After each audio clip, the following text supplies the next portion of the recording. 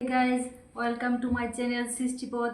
আজকে আমি আপনাদেরকে বারবিকিউ চিকেন তৈরি করে দেখাবো। এখানে আমি চিকেনগুলোকে সুন্দর করে চাকু দিয়ে কেটে কেটে নিয়েছি যাতে মশলা ভালোভাবে ভিতরে ঢুকে যায়। এখানে আমি যে মশলাগুলো নিয়েছি আমি একটু বলি। এখানে হচ্ছে রসুন, পেঁয়াজ, আদা বাটা, তারপরে হচ্ছে এখানে হচ্ছে দই, এটা হচ্ছে টমেটো সস, এখানে সল্ট আছে, এটা হচ্ছে বারবিকিউ মশলা, জিরা ধনিয়ার গুঁড়া, গরম মশলার গুঁড়া। তারপর আমি একটা স্পেশালি পেয়ারার সস তৈরি করেছিলাম, সেটা রেখেছি। তারপরে এখানে হচ্ছে সরিষার তেল আছে, এখানে টমেটো সস আছে, এখানে আছে লেমন রস। তাহলে এখন আমি সবগুলোকে মিক্সিং করে দেখাবো। আগে আমি সুন্দর করে লবণটা ছিটিয়ে নিলাম, তাহলে লবণটা ভিতরে ঢুকে যাবে।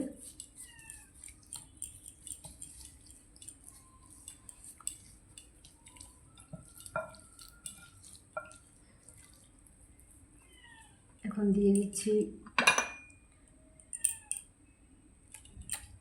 মশলা। আমি সবটাই দিব, যেহেতু অনেকগুলো মাংস, তাই সম্পূর্ণটা দিয়ে দিচ্ছি। এখানে দিয়ে দেবো টক দই, তারপর দেবো সস, টমেটো সস দিয়ে হালকা করে একটু মেখে নিব। তারপর বাকি মশলাগুলোও এখানে অ্যাড করে দিব। আমি এটার ভিতরে একটু পুদিনার মিক্সিং করে দিয়েছি যাতে ফ্লেভারটা সুন্দর আসে। এখন আমি অ্যাড করছি লেমন জুসটা, এখন অ্যাড করছি গরম মশলার গুঁড়ো, তারপরে অ্যাড করছি জিরা ধনিয়ার গুঁড়ো, তারপর দিয়ে দিচ্ছি পেয়ারার জেলি, পেয়ারার সস, তারপর এখানে দিয়ে দিলাম তেল।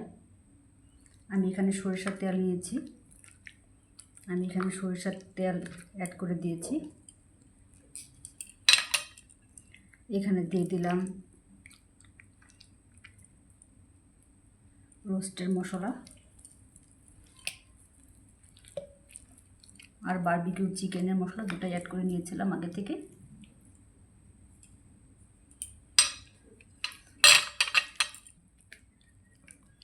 এখন আমি এটাকে মেরিনেট করে রেখে দিব ফ্রিজে 1 ঘন্টার জন্য। 1 hour later. গাইজ, আমি চিকেনটিকে ওভেনে দিয়ে দিব 55 মিনিটের জন্য। আমি এটাকে হিট করে নিয়েছিলাম 5 মিনিট ধরে। এখন ওভেনটিকে অন করে নিচ্ছি। A few moments later.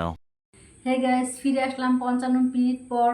দেখুন কত সুন্দর হয়েছে আমাদের বারবিকিউ চিকেনটি। এমন সুন্দর সুন্দর ভিডিও পেতে আমার চ্যানেলটিকে লাইক, কমেন্ট, শেয়ার এবং সাবস্ক্রাইব করবেন।